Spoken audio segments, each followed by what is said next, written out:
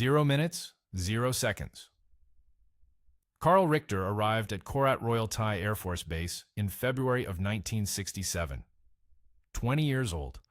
By October, he had flown 198 missions over North Vietnam, more than any other pilot in the wing. On his 199th, a 37mm round punched through the belly of his F-105D and he went down northwest of Hanoi. Richter ejected, landed hard, broke his back on impact. Rescue helicopters pulled him out alive. He died on the stretcher 17 hours later from internal injuries the flight surgeons never saw coming. That detail matters because of what Richter did on mission number 55, September to 21st, 1967. He rolled his Thunderchief, a single-seat nuclear strike bomber weighing over 50,000 pounds fully loaded, into a MiG-17 and killed it with 20mm cannon fire. A bomber pilot in a bomber, gunning down a Soviet-designed dogfighter purpose-built to intercept aircraft exactly like his.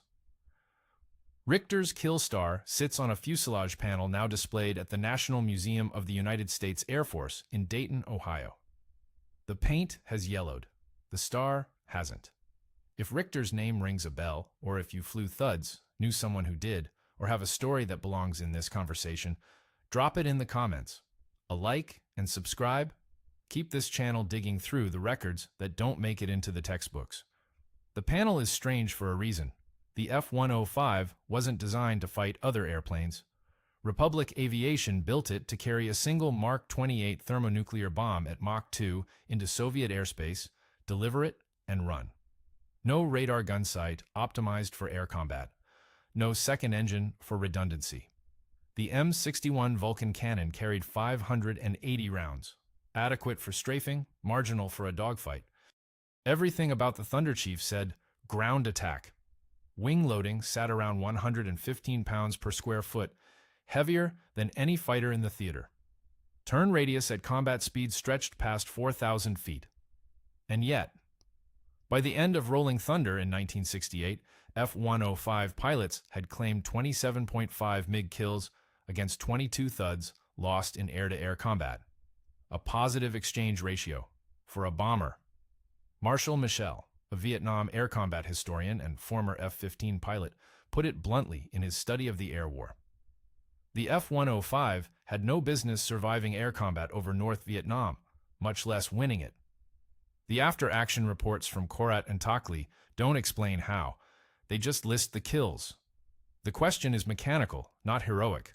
What made this airframe dangerous when nothing in its specifications said it should be? Alexander Kartveli sketched the first lines of what became the F-105 on a drafting table at Republic Aviation's Farmingdale plant in 1951. Georgian-born, trained in Paris, responsible for the P-47 Thunderbolt that helped break the Luftwaffe, Kartveli understood big airplanes. He liked them heavy and fast. The Thunderchief reflected both preferences with an almost religious commitment. The requirement came from Tactical Air Command, and it read like a suicide note dressed up as an engineering specification. Penetrate Soviet air defenses at low altitude, deliver a single thermonuclear weapon, and return to base. The return to base part sat at the bottom of the priority list, which tells you something about how the Air Force viewed the mission. TAC wanted Mach 2 at altitude, Mach 1.1 on the deck. They wanted internal bomb carriage to reduce drag. They wanted it yesterday. Kartveli's solution violated every instinct a fighter designer should have. He drew a fuselage 64 feet long, longer than a B-25 Mitchell medium bomber from the war he'd helped win. The engine, a Pratt and Whitney J-75, produced 26,500 pounds of thrust in afterburner, making it the most powerful single power plant fitted to any fighter aircraft on Earth at that time. The intake sat in the nose, feeding a duct that ran the entire length of the airframe underneath the cockpit. Fuel capacity hit 2,592 gallons internally. That number again, 2,592 gallons carried inside the aircraft before you hung a single external tank. The weapons bay told the whole story. Republic carved a bomb bay into the belly of a fighter 14 feet long, deep enough to swallow a Mark 28 hydrogen bomb, or a Mark 43 or a B-61, a fighter with a bomb bay. The phrase sounds like a contradiction. Kartveli treated it as a design constraint and moved on. "We are building the ultimate nuclear weapons truck," Republic's chief test pilot Henry Baird reportedly told Visiting Brass during a Farmingdale walkthrough in 1955. The word truck stuck. Thud drivers used it for decades, half insult, half affection. First flight came on October 22, 1955, with Rusty Roth at the controls. The prototype, designated YF-105A, broke the sound barrier on its maiden sortie. Subsequent testing revealed handling characteristics that bordered on vicious at certain speed-altitude combinations. The swept wing loaded up fast in turns, the controls stiffened at transonic speeds, and departure from controlled flight came with almost no warning. 3 test pilots died during the development program. The accident reports cite controllability deficiencies in language so clinical it obscures the violence of what happened to those men and their aircraft. But straight and fast, nothing touched it. At sea level, a clean F-105D could sustain 540 knots indicated airspeed until fuel ran out. The airframe punched through the air with brute indifference to turbulence that rattled lighter fighters apart. Republic had built the fuselage to absorb the thermal stress of sustained supersonic dash at low altitude.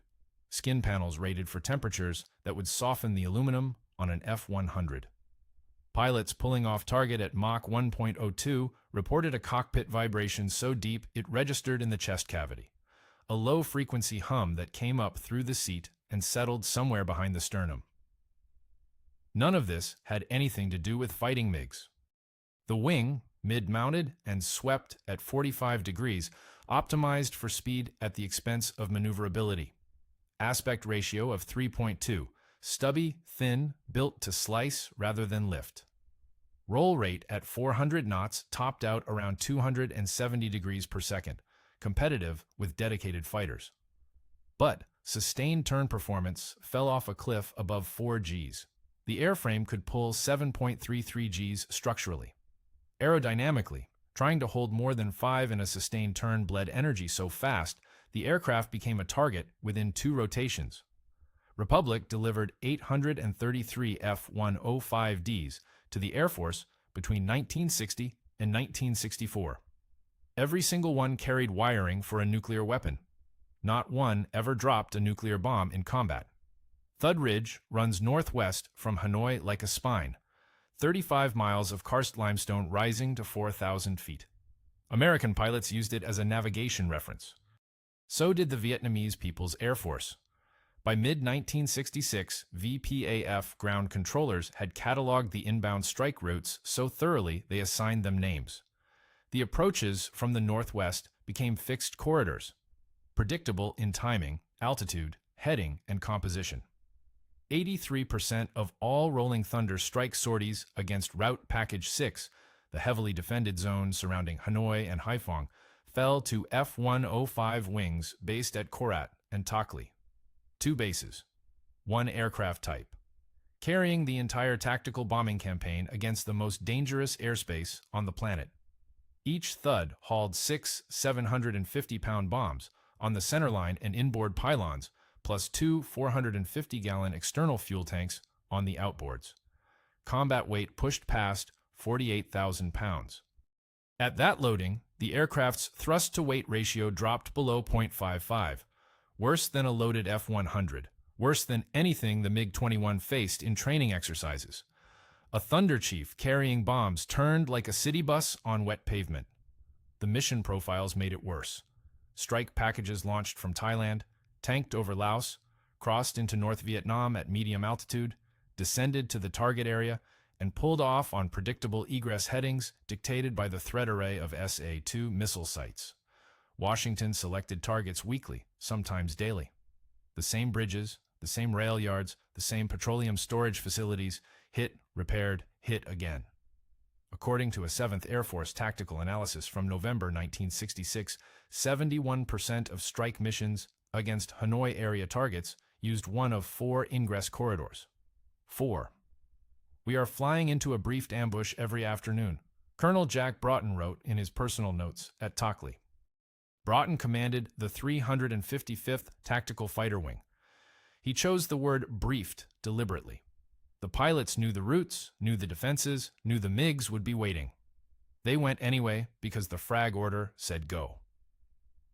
The VPAF adapted fast. MiG-21 pilots from the 921st Fighter Regiment learned to position above and behind the strike formations during the final run to target, when the Thuds committed to their bomb runs and couldn't maneuver. The geometry favored the interceptor perfectly. A MiG-21 at Mach 1.4, diving from 22,000 feet onto a bomb-laden formation at 12,000, closed at a rate that gave the trailing Thud pilot roughly 8 seconds of visual warning.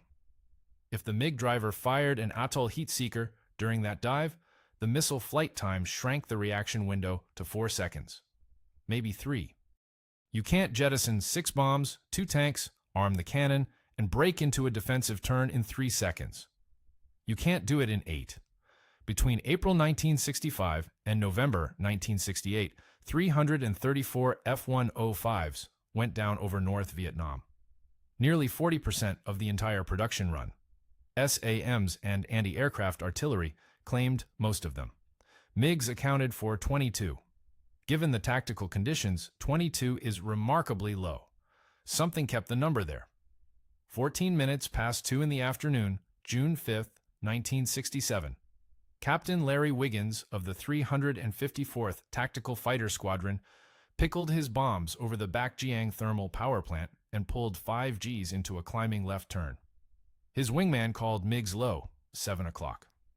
Wiggins rolled inverted, pulled the nose down, and found a MiG-17 filling his windscreen at a range of roughly 2,000 feet.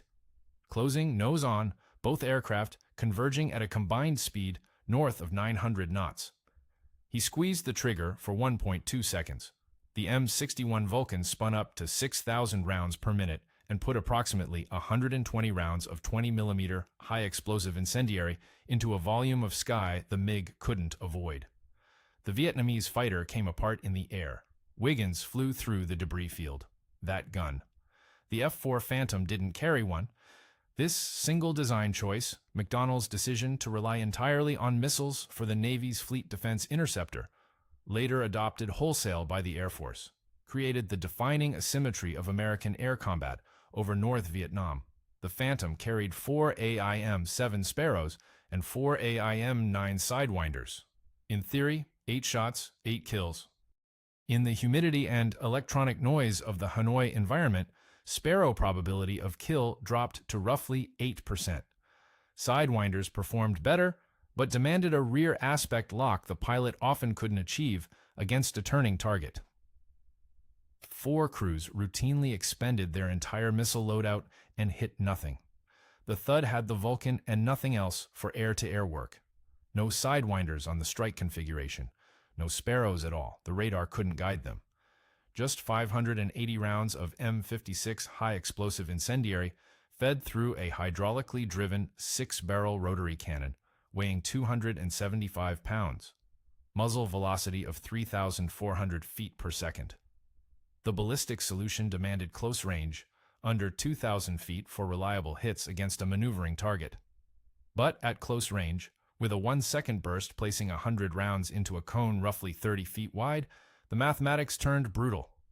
A MiG-17's fuselage presented a target cross-section of about 60 square feet.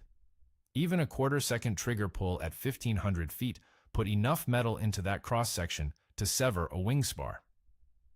The gun doesn't care about humidity, a Korat weapons officer noted in an August 1967 maintenance summary.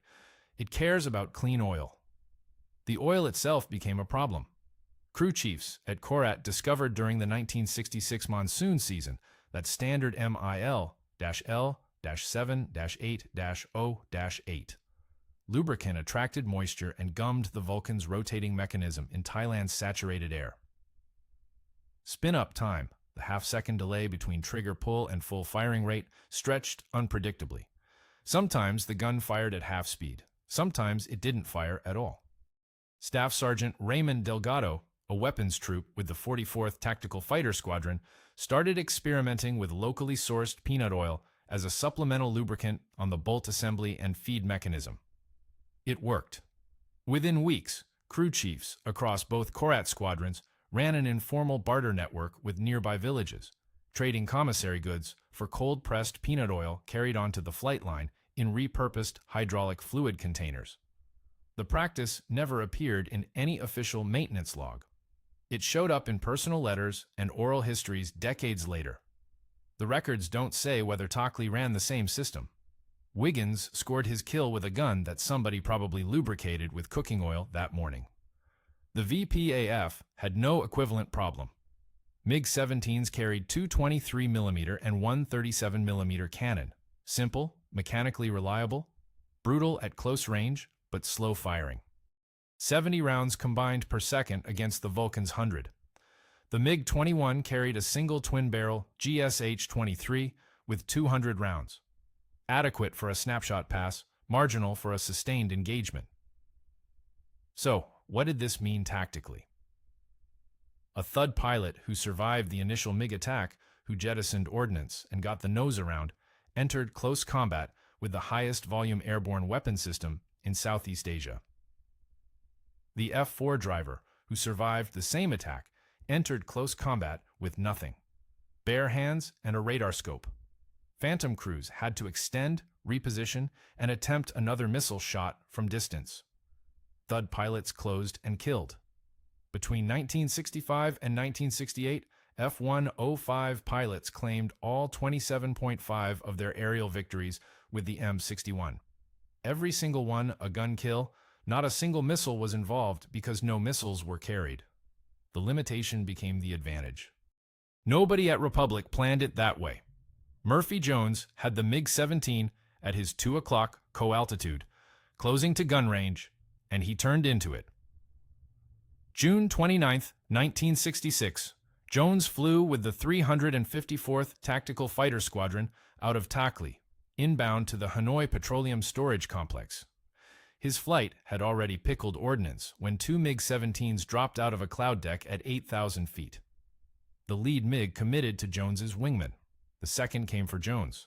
Standard doctrine said, run. A clean F-105 at low altitude could outrun a MiG-17 by 140 knots, extend and accelerate. The Thud couldn't outturn a MiG-17. The numbers prohibited it absolutely. The MiG's wing loading sat around 47 pounds per square foot. The Thuds, even clean, exceeded 77. In a sustained turn at 400 knots, the MiG could hold corners the Thud would stall attempting. Every performance chart at Takhli confirmed this. Every brief repeated it. Jones turned anyway. He hauled the stick back and left, pulling into the MiG's flight path at what wingman Captain Bill Dalton later estimated as 6 Gs. The Thud's speed bled from 480 knots to 310 in roughly 4 seconds. Jones held the turn through 90 degrees, rolled wings level for a half second to let the nose track, then pulled again. The MiG driver, likely expecting the American to run, overshot high by 300 feet. Jones reversed, bunted the nose, and caught the MiG in a descending quarter-plane snapshot. He fired one burst, and the MiG caught fire from the wing root back, Dalton reported in the post-mission debrief. 60 rounds, maybe fewer. The engagement from first visual to kill lasted under 40 seconds. The turn shouldn't have worked. On paper, still doesn't.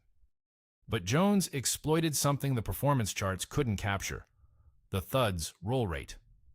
At 350 knots, those stubby wings snapped the aircraft from one bank angle to another faster than the MiG pilot could reposition his lift vector. Jones never tried to match the MiG's turn radius. Rapid reversals kept the geometry unstable. The Vietnamese pilot couldn't establish a tracking solution before Jones generated his own. VPAF. After-action reporting from the 921st Fighter Regiment flagged the engagement specifically. Prior tactical guidance had classified the F-105 as a non-maneuvering target. After June 29th, that classification changed. Karl Richter stepped to his Thud on the morning of July 29, 1967, for his 198th mission over North Vietnam. he needed 2 more for a complete tour. 23 years old, already carrying 2 MiG kills, one of only 3 Thud pilots to achieve that. A SAM fragment tore through his cockpit somewhere northwest of Hanoi. He ejected, landed in a rice paddy, and drowned in 2 feet of water before rescue could reach him. The after-action report lists the cause as incapacitation from ejection injuries.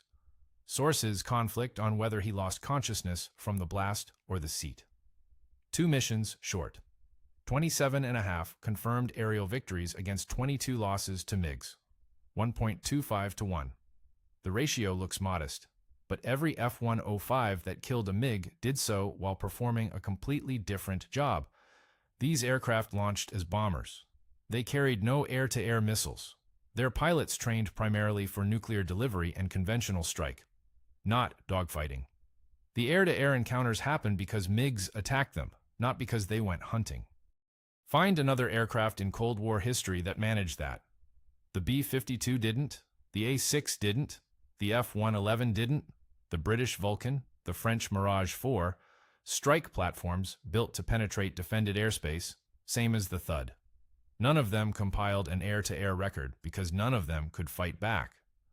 The half-kill belongs to a shared engagement on March 10, 1967, split between Captain Max Brestel and his wingman. Brestel himself scored 2 MiG-17s that afternoon, the only Thud pilot besides Richter to reach 2 confirmed. According to the 7th Air Force Awards citation, the entire action lasted under 3 minutes. Brestel fired 3 bursts, total across both engagements, and expended less than 200 rounds. 48,000 pounds of aircraft, 600 knots of closure, a gun sight designed in the 1950s, and a pilot who put 2 MiGs into the karst in the time it takes to boil an egg. The VPAF's tactical reassessment after Jones's kill rippled forward through 1967. MiG-21 pilots increasingly preferred single high-speed passes over extended engagements with Thud formations. The diving attack remained effective, physics didn't change, but the follow-up turned dangerous. A MiG-21 that bled energy pulling out of its attack run became a MiG-21 at Thud speeds, in Thud airspace, inside Vulcan range. VPAF loss reports from that period use a phrase that translates roughly as the heavy fighter's unexpected combat persistence. Their word for the Thud, heavy fighter, tells you something about how the classification evolved. 27.5 to 22. The numbers sit in Air Force records like a line item, buried between sortie counts and bomb tonnage figures. No separate section, no special annotation. Just another column in a spreadsheet about a war measured in bridges dropped and trucks destroyed. Richter's last Thud sits at the Air Force Museum in Dayton. The placard mentions his 198 missions. It does not mention the rice paddy. Colonel Yuri Stoyankov slammed the translated loss report onto his desk at Bakhmai Airfield and circled the same line he'd circled 3 times that week. Another MiG-17 down to an F-105's guns, another pilot from the 921st who'd pressed a stern attack into a formation of bombers instead of disengaging after the first pass. The Soviet advisory group in Hanoi had 15 officers assigned to VPAF tactical development by mid-1967. Their job amounted to teaching Vietnamese pilots how to stay alive long enough to become dangerous. The F-105 kept complicating that job. Declassified Soviet advisory reports from the period, released piecemeal through Russian archives in the late 1990s, read like increasingly frustrated memos from a middle manager whose employees refused to follow the manual. One document from October 1967, attributed to the advisory group's chief tactical analyst, uses language that translates to operationally irrational target selection. The context is clear. VPAF pilots kept attacking Thud formations when F-4 escort flights presented tactically superior opportunities. The Phantoms carried no gun. Their missiles required specific engagement geometries. A head-on slashing attack against an F-4 flight created confusion and forced the Americans to extend for repositioning, buying minutes for the strike package to be disrupted. Attacking the Thuds meant closing to gun range against an aircraft that carried the most destructive close-range weapon in the theater. The advisory group's recommendation, repeated across multiple documents, amounted to stop picking fights with the bombers. Soviet doctrine called for degrading the escort, then attacking the strike aircraft in the chaos. Vietnamese pilots did the opposite. They went straight for the Thuds. The reason irritates me in a way I can't entirely articulate, because it has nothing to do with tactics and everything to do with pride. VPAF pilots considered the Thud the primary enemy. The Thud dropped the bombs, destroyed the bridges, the power plants, the petroleum storage, the rail yards. The Phantoms orbited at a distance, abstract and secondary. Killing a Thud meant stopping the bombing. Killing a Phantom meant killing a bodyguard. Vietnamese pilots chose to fight the thing that hurt them. Tactical logic be damned. The Soviet advisors understood this and couldn't fix it. By late 1967, the advisory group shifted approach entirely. If VPAF pilots insisted on engaging the Thuds, the intercept profile had to change. No more tail chase engagements below 10,000 feet. No more sustained turning fights. The revised doctrine emphasized a single high-speed pass from above. The MiG-21, diving through the formation at Mach 1.2, firing the GSH-23 in a quarter-second snapshot, then using excess speed to climb away before any Thud pilot could reverse. One pass, one burst, and gone. The document outlining this change describes the F-105 as possessing, and this is their phrasing, disproportionate lethality relative to its mission classification. A nuclear bomber that fought like a fighter.